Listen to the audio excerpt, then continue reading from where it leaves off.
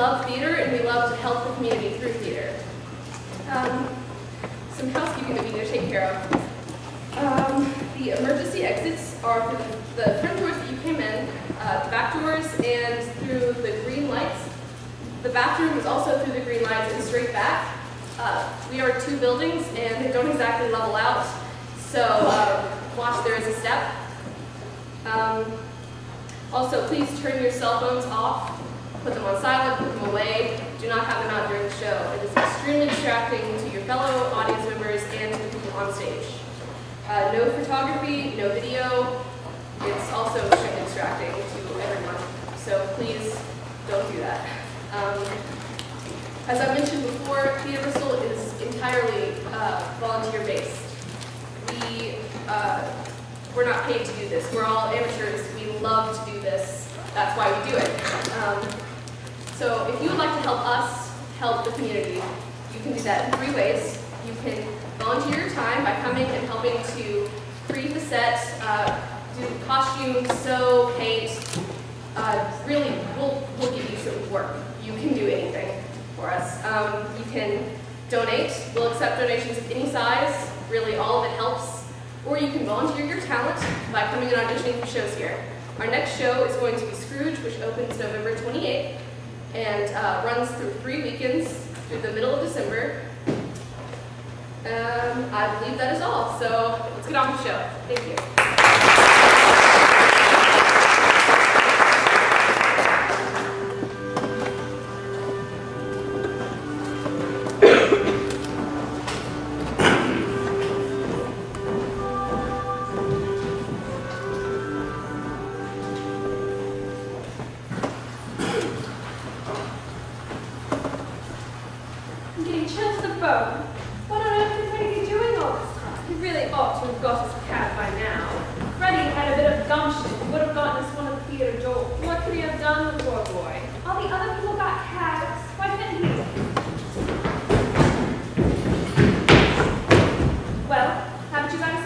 There isn't one to be had for love or money.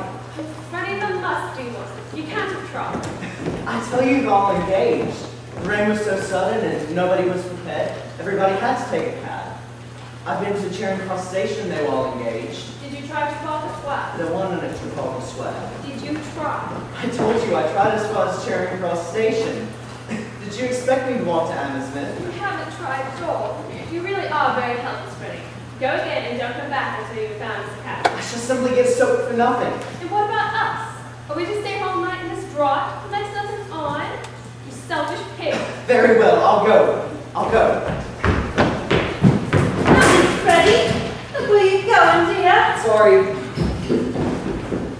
There's manners for you. 2 batches of violets trotting them mad. How do you know my son's name is Freddie, Fred?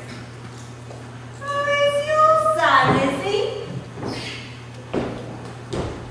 Well, if you'd have done your duty by him, as a mother should, he'd know better to sprawl a poor girl's flowers and run off without paying for them. Will you pay me for them? Do nothing of the sort, Mother. The idea. Please allow me. I can give you change for a tenant, kind lady. Give it to me. Here, bring your flowers. Thank you kindly, lady. Make it give you the change. These things are only a plea vouch. Do hold your tongue flat out. You can keep the change. Thank you, kind lady. Now tell me how you know that young gentleman's name. I didn't. I heard you call him by it. Don't try to deceive me. Who's trying to deceive you? I called him Freddie and Charlie, same as you might yourself if you was talking to a stranger and wished to be pleasant. Sixpence thrown away. Really, you might respect. Oh, sir, is it you saying it's still waiting? I'm afraid not. Started worse than ever about 2 minutes ago. If it's worse, it's a sign it's nearly over, so cheer up, Captain, and buy a flower for poor gal. I'm sorry, but I don't think I have any change. I can give you change, Captain. I'm sorry, but I don't think I have any spare change. Wait. Here's 3 halfpence. That's any use to you? Thank you, sir. You be careful now. Give him a flower for it. There's a bloke here taking down every blessed word you say. I ain't done nothing wrong by speaking to the gentleman. I've a right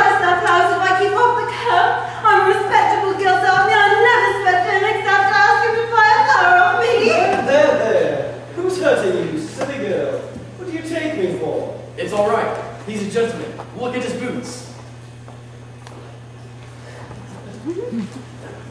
Then what did you take down my words for? How do I know whether you took me down there? Could you show me what you wrote about me? What's that? That ain't proper writing. I can't read that. I can. It says, "Cheer, Captain. Now buy a flower off a poor girl." It's because I called him Cam. I was such a mess. They tried to get me forward like that. Charge! I make no charge. Really, sir, if you are a detective, you need not begin protecting me from molestation until I ask. Anybody can see that the girl meant no harm. He ain't a tech. He's a blooming busybody, I tell you. Look at his boots. And how are all your people down at Chelsea? Who told you my people come from Cecil? Never you mind, they did. And you?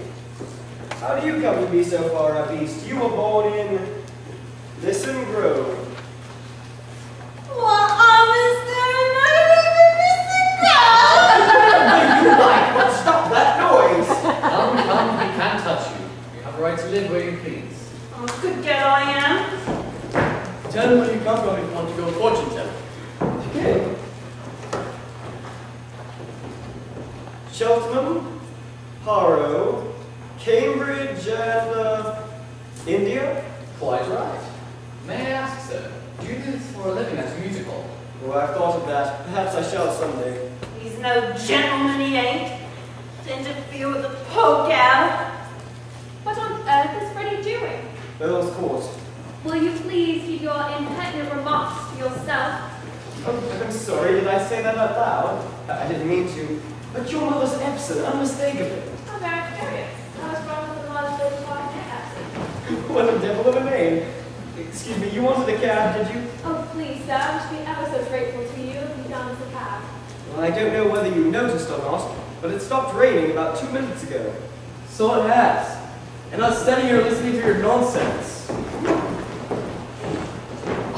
How do you do it, if I may ask? Oh, simple phonetics, science of speech. You can spot a Yorkshireman or an Irishman by his brogue, but I can place a man within 6 miles. I can place him within 2 miles of London, sometimes within 2 streets. Ought to be ashamed of himself.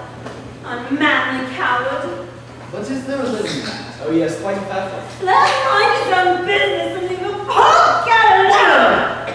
Cease this detestable boo-hooing instantly, or else seek the shelter of some other place of worship. I've a right to be here if I like, same as you. A woman who utters such depressing and disgusting noise has no right to be anywhere, no right to live. Remember that you're a human being with the divine gift of articulate speech. That your native language is the language of Milton and Shakespeare and the Bible. Don't sit there crooning like some bilious pigeon. Good heavens, what a sound.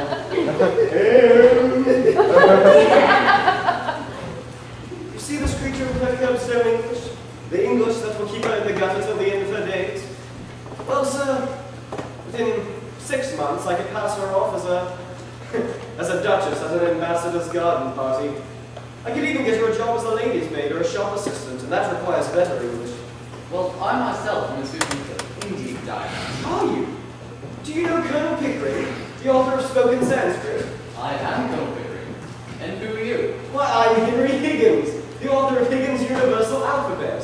I came from India to meet you. I was going to India to meet you. India? Pickering! Where do you live? 27A Winpole Street. Come and see me tomorrow. I'm at the Carlton. Come with me now and let's have a jog and some supper. Right you are. Hi, fellow gentlemen.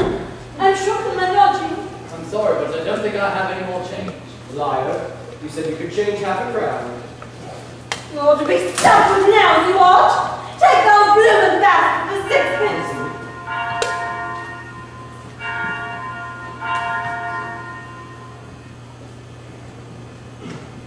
A reminder.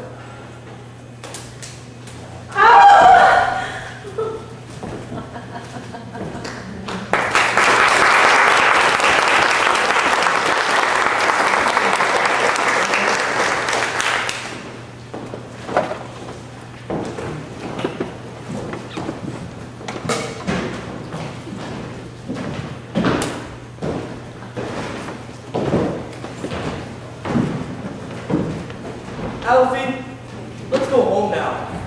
This place is giving me the willies. Oh, what you want to go home for? It's nearly 5 o'clock. Me daughter Eliza will be along soon enough. She ought to be good for half a crown for a mother what loves her. Loves her? That's a lie. You ain't been near her for months. What's that got to do with it? What's half a crown after all I give her? When did you ever give her anything? Ha! Anything? I give her everything. I give her the greatest gift a human being can give to another. Life. Then, I leaves her on her own to enjoy it. Now, if that ain't worth half a crown every now and then, I don't know what is. You've got a good art, Alfie. But if you want half a crown out of Eliza, you better have a good story to go with it. Leave that to me, me boy. Liza! Liza! How?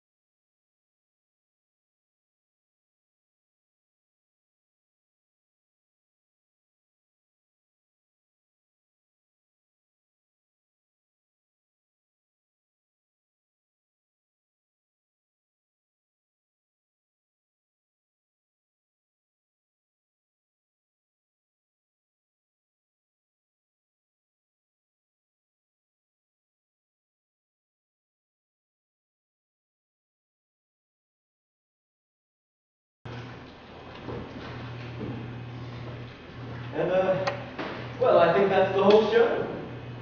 It's really amazing, you know. I haven't taken half of it in. Or would you like to go over any of it again? Oh no, I think I'm quite done up for this morning. Tired of listening to sounds? Yes, it's a fearful strain. I rather fancy myself because I can pronounce 24 distinct vowel sounds, but your 130 beat me. I can't hear a bit of difference between the most of them. Oh, that comes with practice. At first you hear no difference at all, but you keep listening, and presently you find they're all as different as well, A for me. Mr. Higgins, a young woman wants to see you. Young woman? Well, what does she want? Well, sir, she says she'll be glad to see you when you know what she's come about. She's quite a common girl, sir. I should have sent her away, only I thought perhaps you wanted her to talk into your machines. Oh, well, that's all right, Mrs. Pierce. Has she an interesting accent? Oh, something dreadful, sir. I really don't know how you can take an interest in it. Wonderful. Send her up, Mrs. Pierce. Yeah, this is really quite a bit of luck. I'll show you how I make the records. We'll set her speaking on the photograph, and then you can turn her on any time you like with the written transcript before you. This is the young woman, sir. Well, this is the girl I jotted down last night. She's no use to me. Got all the records I want of the Listen Grove lingo. I'm not going to waste another cylinder on that. Be off with you, I don't want you. Don't you be so saucy. You ain't heard what I come for yet. Did you tell him I come in a taxi? Nonsense, girl. What do you think a gentleman like Mr. Higgins cares what you came? Oh, we are proud, ain't we? Well, they ain't above giving lessons. Not him. I heard him say so. And if my money's not good enough, I can go elsewhere. Good enough for what? Good enough for you. Now you know, don't you? I'm come to have lessons I am to pay for them too, make no mistake.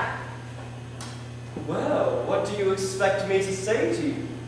Well, if you was a gentleman, you might ask me to sit down, I think. Don't I tell you I'm bringing you business? Pickering, shall we ask this baggage to sit down, or shall we just throw her out the window? I won't be called baggage when I've offered to pay like any lady. What is it you want, my girl?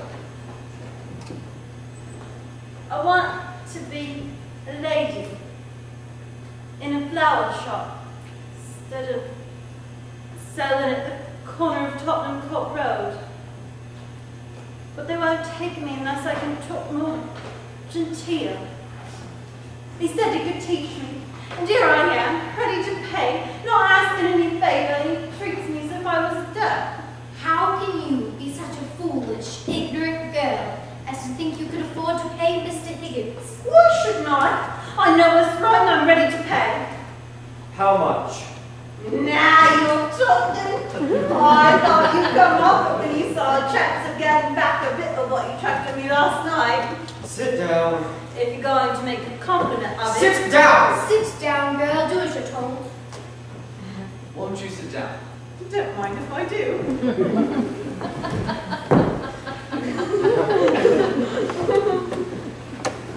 What is your name? Liza Doolittle. And what do you expect to pay me? Oh, I know what's right. You see, a lady friend of mine gets French lessons for 18 pence an hour from a real French gentleman. Now, you wouldn't have the face to ask me the same for teaching me my own language. So I won't give you more than a shilling. Take it or leave it. You know, Pickering, if you consider a shilling, not merely as a shilling, but as a percentage of this girl's income, well, it works out to fully equivalent of 60 or 70 pounds from a millionaire. By George, it's enormous. It's the biggest offer I ever had. 60 pounds? I never offered you 60 pounds. Where would I get? Oh, do hold your tongue. But I got 60 pounds. Don't cry, you silly girl. No one's going to touch your money. Somebody's going to touch you with a broomstick if you don't stop sniveling. One thing it was me father. If I decide to teach you, I'll be worse than two fathers to you. Here. What's this for? To wipe your eyes, to wipe any part of your face that feels moist. Remember, that's your handkerchief, and that is your sleeve.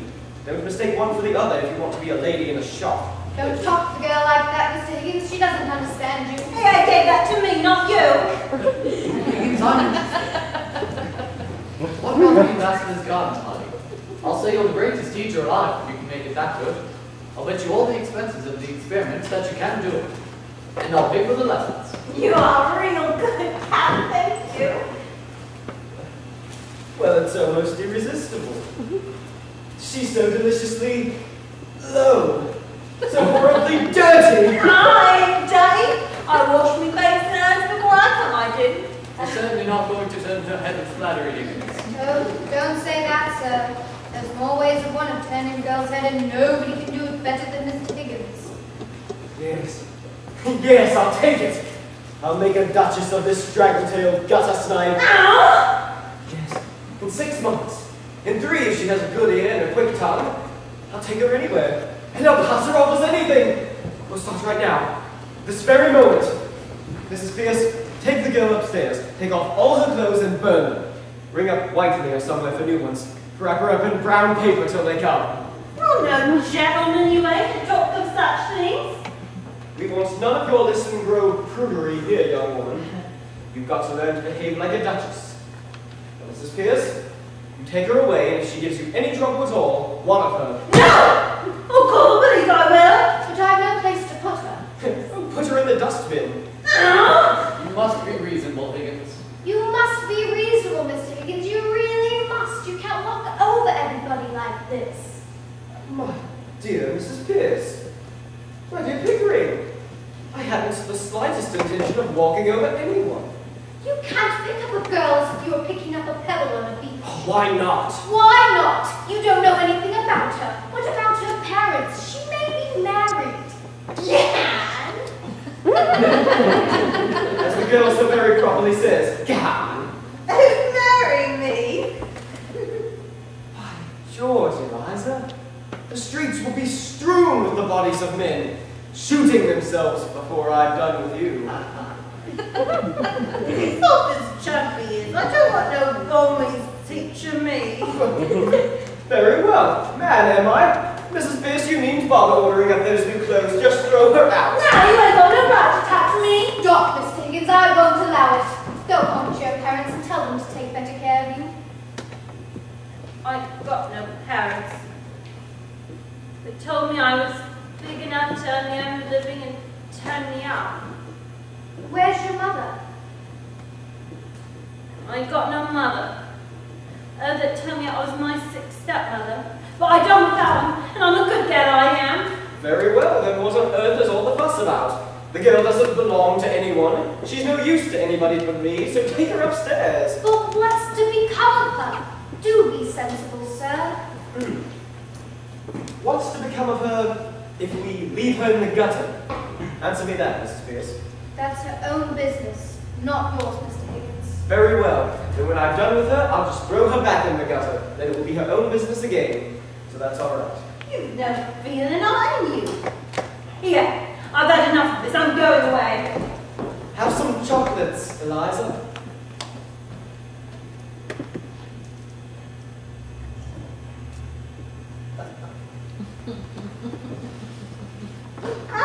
I'll try. Now what might be in them? But girls being drugged by the like of you. A pledge of good faith, Eliza. I'll eat one half. And you eat the other. You shall have boxes of them, barrels of them every day. You shall live on them, eh?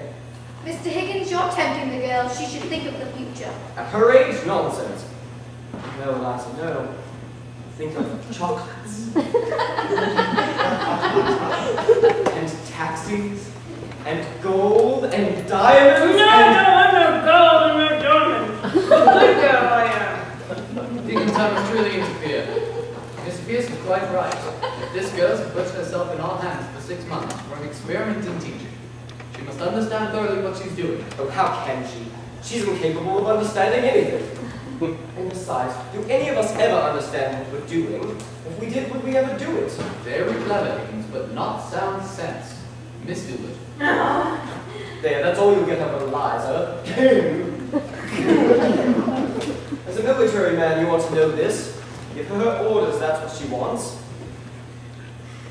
Now, Eliza, you are to stay here for the next 6 months, learning how to speak beautifully, like a lady in a shop. If you're good, and do whatever you're told, you shall sleep in a proper bed, have lots of food and clothes, and money to buy chocolates and take rides in taxis. If, however, you are naughty and idle, you shall have to sleep in the back kitchen amongst the black beetles and be walloped by Mrs. Pierce with a broomstick.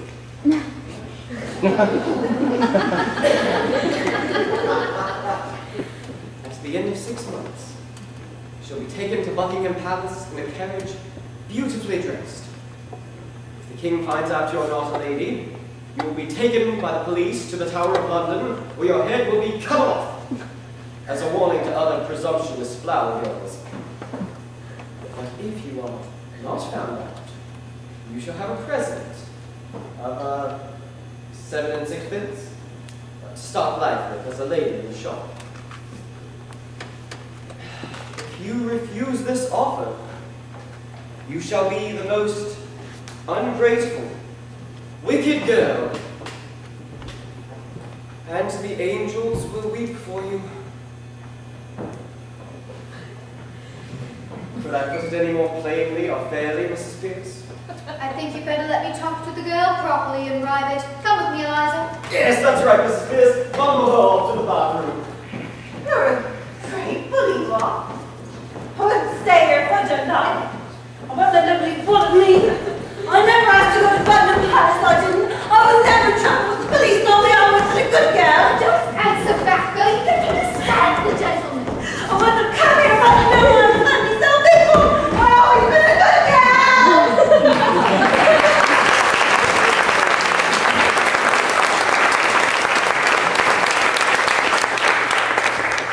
Get out of here! And remember, Albie Doolittle, it's better to be painful than drunk! Thanks for the hospitality, George. Send the bell to Buckingham Palace. Come on.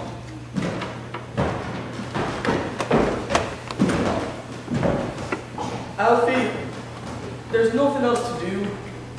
I suggest it's back to work. What? you say that word in my presence again. I used to do that sort of thing once, just for exercise. Not worth it. Takes up your whole day. Come on, maybe old Liza can help me out again. Where's the lucky man now, the Honourable Alfie Doolittle? What are you doing in Eliza's house? A former residence. Lucky man Alfie Doolittle fallen into a tub of money you have. What are you talking about? Moved in with a swell Eliza has. Left her in a taxi. Ain't been back for 3 days. Go on. Then this morning I get some message from her. She wants a thing sent to 27A Wimple Street, Captain Professor Higgins. And what things does she want? A bird cage and a Chinese fan. And she says, never mind about sending any clothes. I knew she had a career opening in front of her. Every boy wearing for a boozer. The sun is shining on Alfred P. Doolittle. Ha ha! I'm the most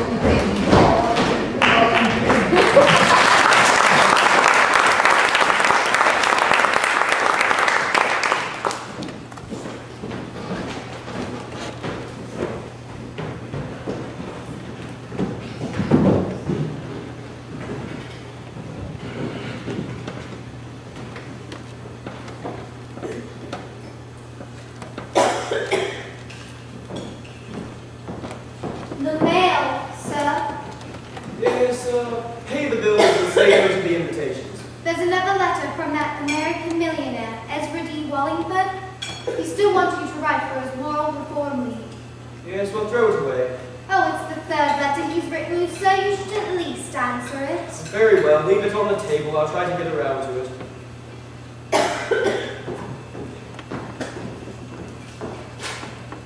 Excuse the straight question, Higgins.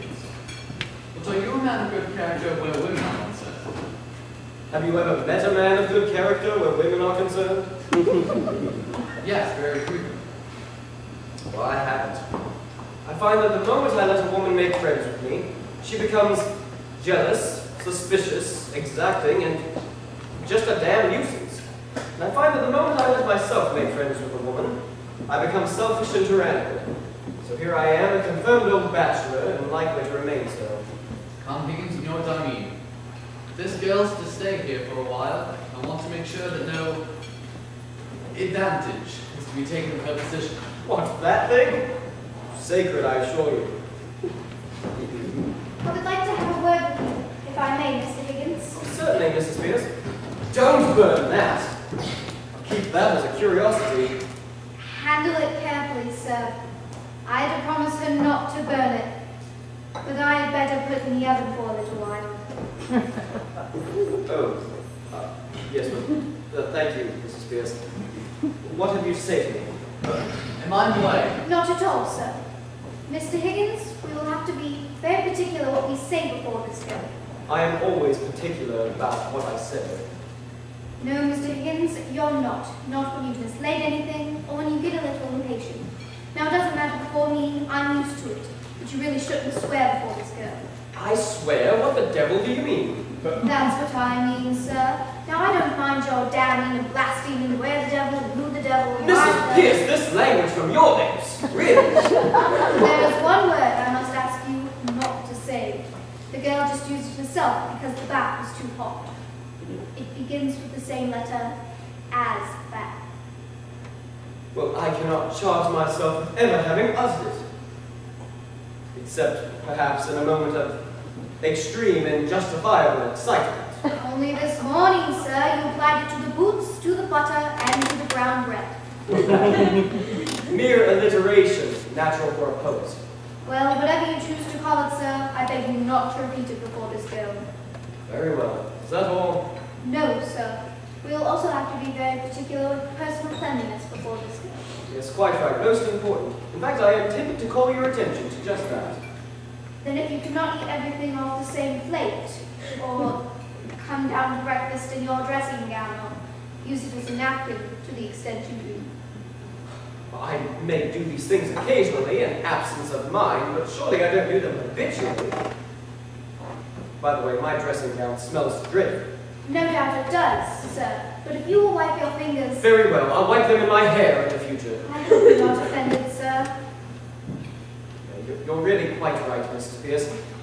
I shall be particularly careful what I say and do before this girl. Is that all? No, sir.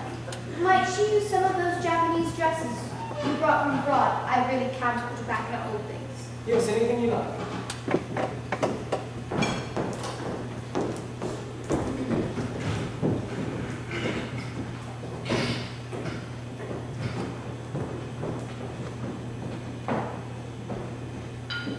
No, Pickering, that woman has the most extraordinary ideas about me. Here I am, a shy, diffident sort of fellow. And yet she's firmly persuaded that I'm an arbitrary, overbearing, bossy kind of person. I just can't account for it. If you please, sir, the trouble's beginning already. There's a dustman downstairs, Alfred Doolittle. He says you have his daughter here. Send the blackguard up. Very well, sir. He may not be a blackguard, Higgins. Nonsense, of course he's a blackguard. Well, whether he is or not, I'm afraid we shall have some trouble with him. Oh, nonsense. If there's any trouble to be had, he shall have it with me, not I with him. And we're sure to get something interesting out of him. About the girl. No, I mean his dialect. Mr. Alfred P. Doolittle. Morning, Governor. Professor Higgins. Here. Sit down. Morning. Thank you, Governor. I'll come about a very serious matter, Governor. Brought in Hounslow, Mother Welsh, I should think. What do you want, Doolittle? I want my daughter. That's what I want. See? Well, of course you do. You're her father, aren't you? I'm glad to see you have some spark of family feeling left. She's upstairs. Take her away at once. What? Well, take her away. You don't suppose I'm going to keep your daughter for you? Is this reasonable? Is it bad to take advantage of a man like this? You've got the girl. She belongs to me. Where do I come in? How dare you come here and attempt to blackmail me? No, Governor. This is a plot. A plan to extort money. I shall telephone the police. How I asked you for a brass farthing. What else would you come here for? I'll tell you, Governor, if you only let me get a word in. I'm willing to tell you. I'm wanting to tell you. I'm waiting to tell you. You know, Pickering, this fellow has a certain natural gift of rhetoric, doesn't he? Note the rhythm of his native wood notes wild. I'm willing to tell you, I'm wanting to tell you, I'm waiting to tell you. That's the Welsh strain in him. It also accounts for his mendacity and dishonesty. Oh, please, Higgins, I'm West Country myself. Now, Mr. Doolittle, how did you know the girl was here if you didn't send her? It was like this, Governor. She sent her landlord for a luggage when she heard he was willing for her to stop in. Pump the cows, yes? Poor man's club, Governor. Why shouldn't I? If you let him tell his story, Higgins. Well, you see, Governor, she only sent for a few pictures, a birdcage, and a trifle of jewellery. But she said she didn't want no clothes. What was I to think from that, Governor? I ask you as a parent, what was I to think? So you come here to rescue her from worse than death, is that it? Just so, Governor. That's right. But why did you bring her luggage if you intended to take her away? Have I said a word about taking her away? Am I now? You're going to take her away double quick. No, Governor. I'm not the man to stand in my girl's light. It's a career opening for her, as you might say. Mrs. Pierce, Eliza's father has come to take her home. Give her to him at once. He can't take her away, sir. How can he? You told me to burn all of her clothes. That's right. I can't carry her to the streets like a bloomin' monkey, can I? You put it to me that you want your daughter. If you want your daughter, take her. She hasn't got any clothes, go out and buy her some.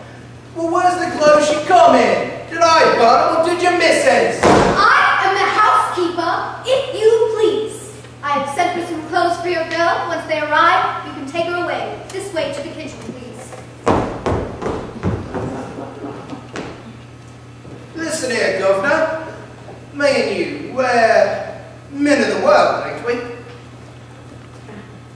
Oh, men of the world, are we? Yes, I think you better go, Mrs. Pierce. Doolittle. Thank you, Governor. Well, you see, Governor, the truth is, I've taken a bit of a liking to you. I know I'm not too set on having Eliza back anytime soon. So what's a £5 note to you, and what's Eliza to me? I'll have you know, Mr. Doolittle, that Mr. Higgins' intentions are entirely honourable. Of course they are, Governor. If I thought they wasn't, I'd ask 50. Do you mean to say you'd sell your daughter for £50? Not in a general way, I wouldn't. But to oblige a gentleman such as yourself, I do a great deal, I do assure you. Have you no morals, man? Can't afford them, Governor. Neither could you if you were supposed, mate. But if Eliza's going to have a bit out of this, why not me too? What am I? Governors both. I ask you, what am I? I'm one of the undeserved poor, that's what I am. Do you know what that means to a man? It means he's up against middle-class morality all the time. If there's something going on, and I put in a bit for it, it's always the same story. You're undeserving, so you can't have it. Well, I'm as deserving as the most deserving widow. Simple got money out of 6 different charities in 1 week for the death of the same husband. I don't need less than a deserved man, Governor. I need more. I don't eat less hardy than him, and I drink a lot more. Is it fair to take advantage of a man's nature like this? To do him out of the price of his own daughter, who he's raised and fed and clothed by the sweat of his own brow, till she grew big enough to be interested in you two gentlemen? Is £5 unreasonable? I put it to you, and I leave it to you. I suppose we must give him the £5. He'll make bad use of it, I'm afraid. Nah, Governor. Just one short spree from me and the missus. Giving joy to ourselves and employment to others. You couldn't spend it better. This is irresistible. Let's give him 10. Nah, Governor. She wouldn't have the heart to spend 10. Neither should I. £10 is a lot of money. Makes a man feel prudent like. Then goodbye to happiness. You give me what I come for, Governor. Not a penny more and not a penny less. Why don't you marry that missus of yours?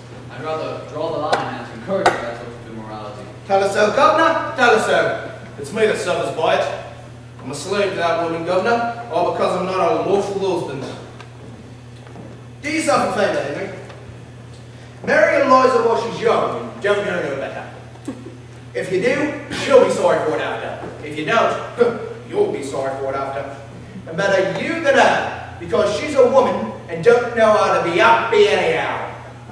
Pickering, if we listen to this man another moment, we shall have no convictions left. £5, I think you said? Just so, Governor. That's right. Here you are. You sure you won't take 10? Not now. Another time, Governor. As I understand. So long, Governor. Beg pardon, miss. Yeah! Don't you know your own daughter? Oh, George. Don't I look silly? Yes. Silly? Mr. Higgins, you'll make the girl conceited of herself. Oh yes, quite right. You look damn silly. Please, sir. I mean extremely silly. Well, I should look all right with me hat on. A new fashion, by George. And it ought to look horrible. Oh, well, I never thought she'd clean up as well as that. Oh. She's a credit to me, ain't she, Governor? I tell you, it's easy to clean up here. Hot and cold water on tap there is, just as much as you like. I'm glad to see the bathroom met with your approval. It didn't. Not all of it. And I don't care who gives me say. Mrs. Pierce knows I owe a tell over I do. Over what? Over the looking glass, sir. Doolittle, you've brought up your daughter far too strictly. Me? Huh. I never brought her up at all. She just ain't accustomed to it, see? She'll soon pick up your free and easy ways. I will pick up no free and easy ways. I'm a good gal, I am. Eliza, if you say again that you're a good girl, your father's going to take you home. Not him. You don't know me, Father. All he came here for was to touch you for some money to get drunk on. Well, what else would I want money for? To put into the plate at church, I suppose. Doolittle, have any further advice for your daughter before you leave? No, Governor, but if you want to improve Eliza's mind, you do it yourself with a strap. So long, gentlemen. You know my brother's a clergyman. Perhaps he could help you in your talks with her. Sure, I'll come, Governor. Just not this week, because I've got a job at a distance. But later on, you may depend on me, I suppose. Afternoon, gentlemen. Afternoon, mouse. Don't you believe the old liar? You won't see him here again in a hurry. I don't want to, Eliza, do you? No, I don't want never to see him again. He's a disgrace to me, he is, collecting dust instead of working at his trade. Here's a man for you, Mrs. Pearson. You write to Mr. Ezra D. Wallingford and tell him that if he really wants a lecturer for his Moral Reform League, to get in contact with a Mr. Alfred P. Doolittle, a common dustman and the most original moralist in England. What is his trade, Eliza? Dropping money out of other people's pockets into his own. There's proper trades in Abbey, and he works at it sometimes too, for exercise, and earns good money at it. Are you going to call me Miss Doolittle anymore? I'm sorry, Miss Doolittle. It was a slip of the tongue. Now, Eliza, the new things have come for you to try on. Oh! Don't rush your back like that, girl. Yes, you've taken on a stiff job. Pickering? You certainly have.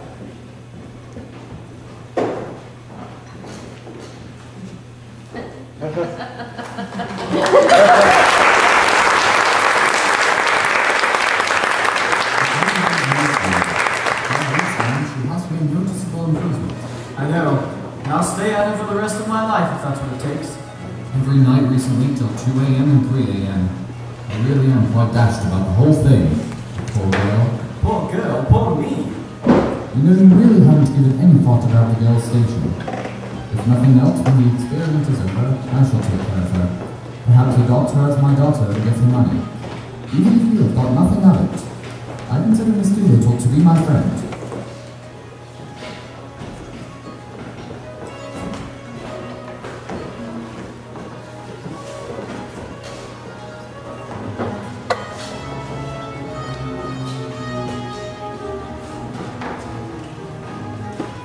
Again, the rain in Spain stays mainly in the plain. The rain in Spain stays mainly in the plain. Again. The rain in Spain stays mainly in the plain.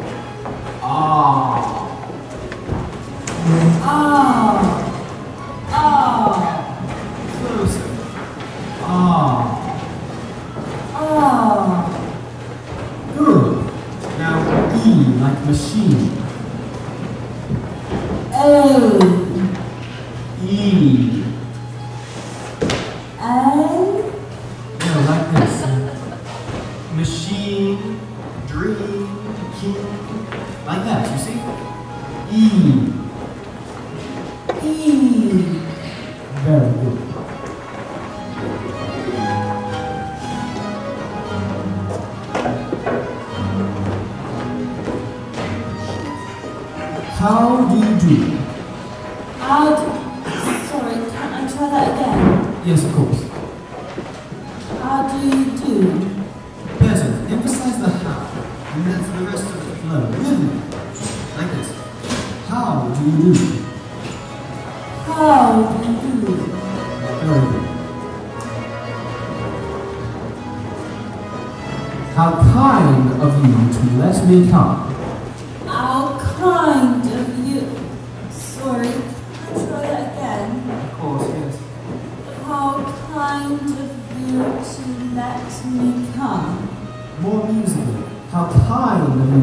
to let me come. How kind of you to let me come. Higgins, come. It's 4 in the morning. It really is time for some sleep. Nonsense. The rain in Spain, Eliza.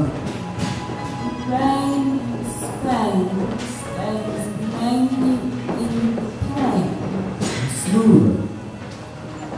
Rain in Spain stays mainly in the plain.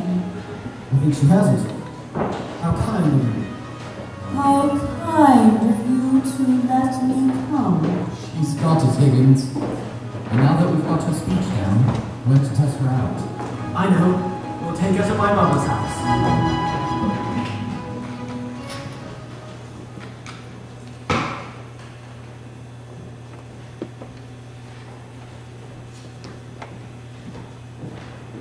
Henry, what are you doing here today? It's my at-home day and you promised not to come. Go home at once. Well, I know, Mother. I came on purpose. But you mustn't. I'm serious, Henry. You offend all of my friends and they stop coming whenever they meet you. Nonsense. I know I've no small talk, but people don't seem to mind. Oh, don't they? Small talk indeed. What about your large talk? Really, dear, you mustn't stay. But I must. I have a job for you, a phonetic job. It's no use, dear.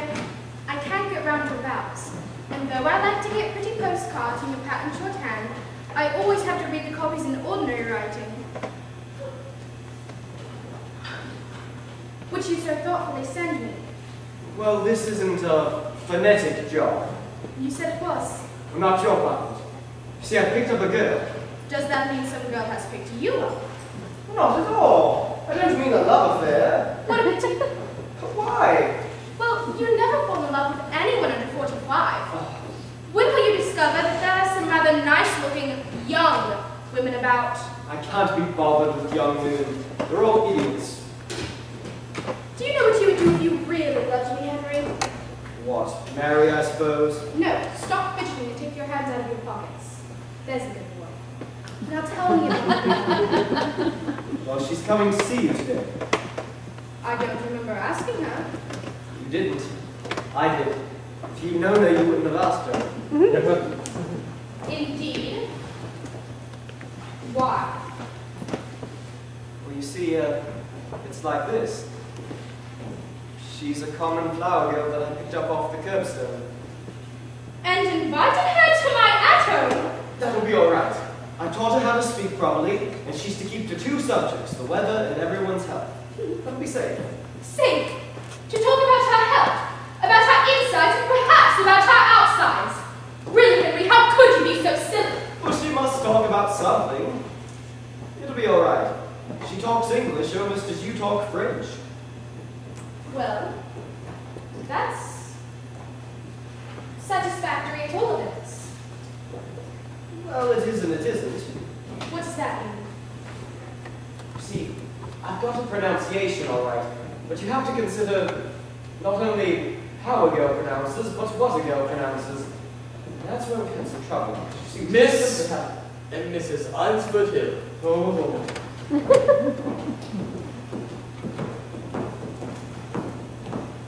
How do you do? How do you do? How do you do? How do you do? This is my son, Henry. Your celebrated son. I'm so longed to meet you, Professor Higgins. Delighted. How do you do?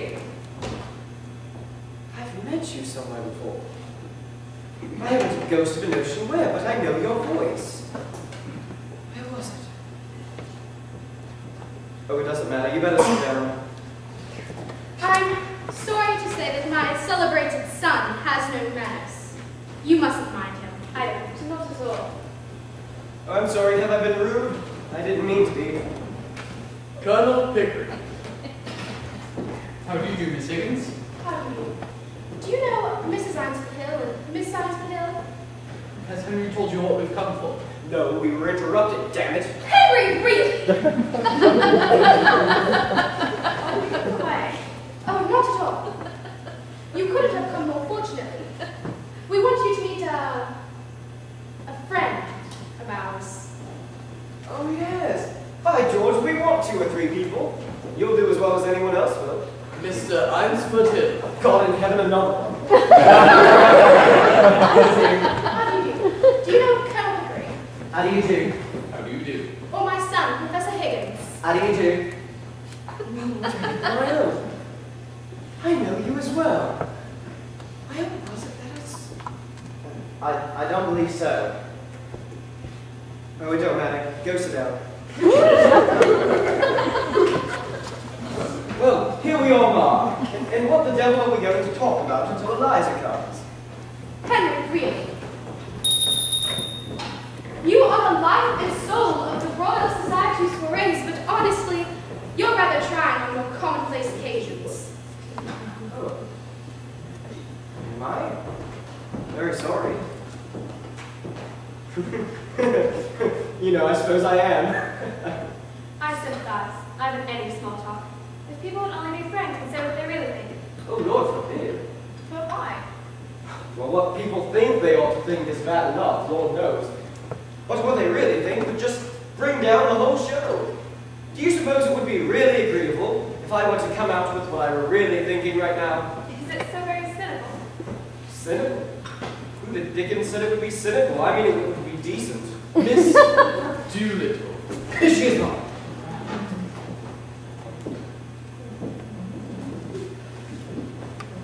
How do you do, Mrs. Higgins? Mr. Higgins told me I might come. Quite right. I'm very glad to see you. How do you do, Miss Doolittle? Colonel Pickering, is it not? I feel sure we've met before somewhere, Miss Doolittle. I remember your eyes. How do you do? My daughter Clara. How do you do? I've suddenly had the pleasure. And my son Freddie.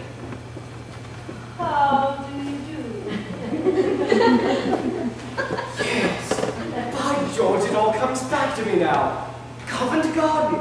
What a damned thing. Henry, please! Don't sit on my writing table, you'll break it.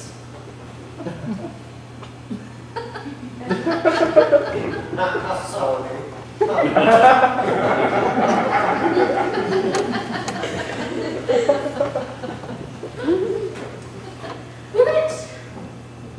Will it rain, do you think? The rain in Spain stays mainly in the plain. How awfully funny. What is wrong with that, young man? I bet I got it right. I'm sure. I have a bunch in the hole. There's so much influenza about. It runs my family regularly every spring. My aunt died of influenza.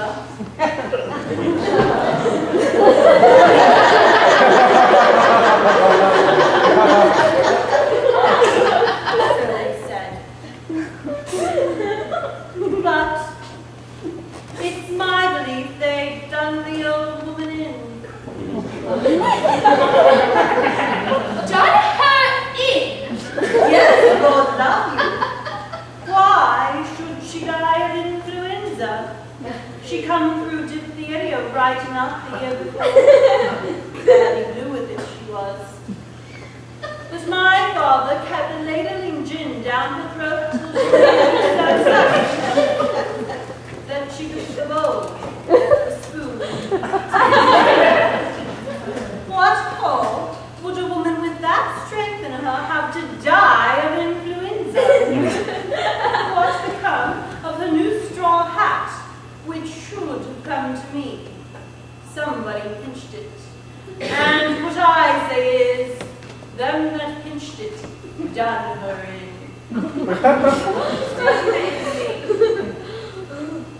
Oh, that's the new small talk. To do a person in means to kill them. You surely don't believe your aunt was killed. Do I not? Them she lived with would have killed her for a hat pin, let alone a hat. But it can't have been right for your father to ladle gin down her throat like that. It might have killed her. Not to her. Gin was mother's milk to her. Besides, he'd poured so much down his own throat that he knew the good of it. Do you mean he drank? Drank? My word, something chronic. How dreadful for you. Not a bit. what I can see. But then again, they do not keep it up regular.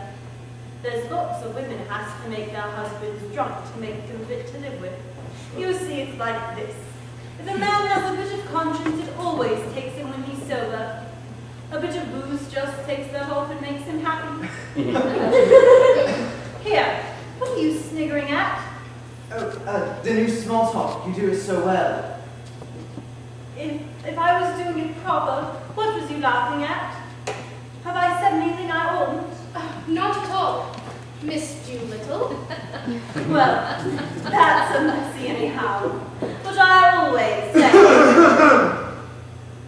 Well, I must be going, so pleased to have met you. Goodbye, Mrs. Higgins. Goodbye, Colonel Pickering. Bye. Goodbye, all.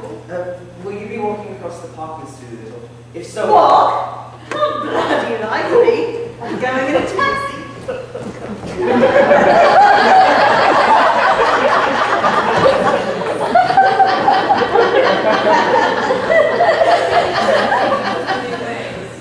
Oh, it's all right. Why? People will never let you go anywhere or see anybody if you're so old-fashioned. I dare say I am old-fashioned, but I do hope you won't forget to use that last expression, Clara. I've gotten used to hearing some of the new ways of talking. This last is quite too much. Don't you think so, Colonel? Don't ask me. I've been away in India for several years and managed to change so much. Sometimes I don't know whether I'm at a respectable dinner table or on a ship's forecastle. It's all a matter of habit. There's no right or wrong in it, and nobody means anything by it. And it's so quaint to give such a smart emphasis on things which aren't in themselves very little. I find the new small talk delightful, quite innocent. Well, after that, I think it's time for us to go. Yes, we have 3 more hours to register.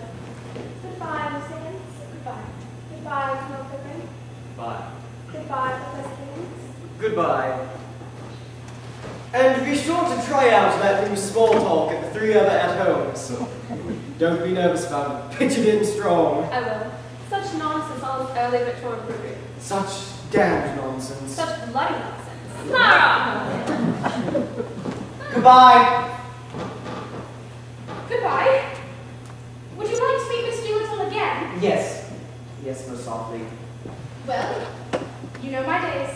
Yes. Think softly. Goodbye. Goodbye, Professor Higgins. Goodbye. Goodbye. I don't think I'll ever be able to bring myself to use that word. Don't. It's not compulsory, you know. You'll get on quite well without it. Only Clara is so down on me if I'm not positively reading with the latest slang. Goodbye, Colonel Pickering. Goodbye.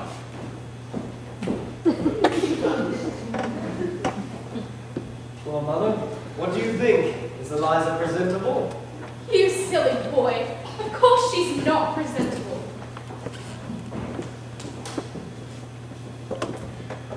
She's a triumph of your art. But you suppose for one moment she doesn't give herself away in every sentence she utters. You must be perfectly cracked about her. But don't you think something might be done? I mean, something to eliminate the sanguinary element from her conversation. Not as long as she's in Henry's hands. Colonel Pickering, will you tell me what is the exact state of things in Wimpole Street? Well, I've come back to live with Pickering.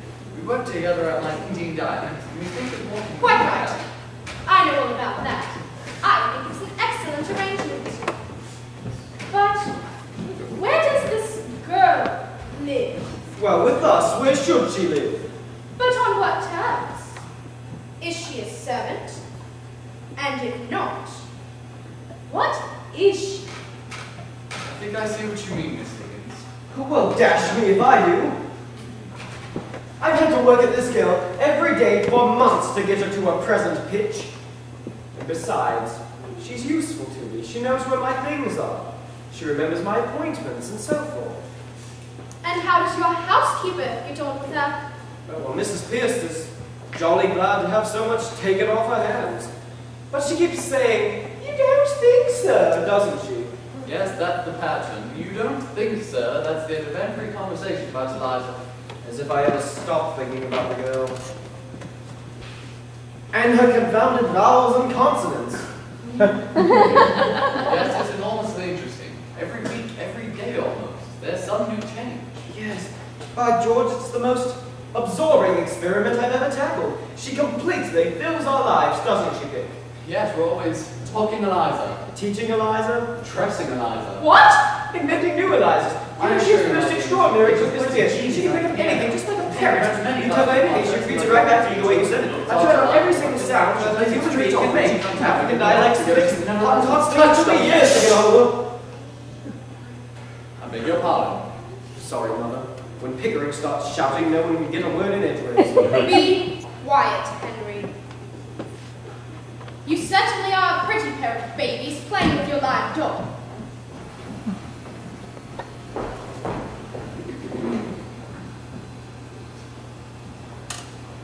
Colonel Pickering, don't you realize that when Eliza walked into Wimple Street, something walked in with her?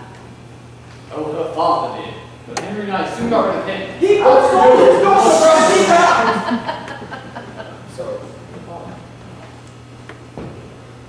It would have been more to the point if her mother had. But as her mother didn't, something else did.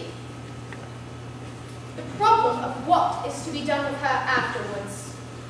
Well, I don't see much problem in that. The girl can go her own way with all the advantages I've given her. But the manners and habits that disqualify a fine lady from earning her living without giving her a fine lady's income, is that what you mean? She's happy enough. Don't you worry about her, we'll take good care of her. Goodbye. Anyhow, there's no good worrying about it now, Mother. The thing is done. Goodbye, Mother. There will be plenty of openings. We'll see what we can do. We'll do what's right. Goodbye. Let's take her to the Shakespeare exposition at Earl's Court. Yes, let's. Her remarks will be delicious. She'll mimic all the people for us on the way home. Terrific.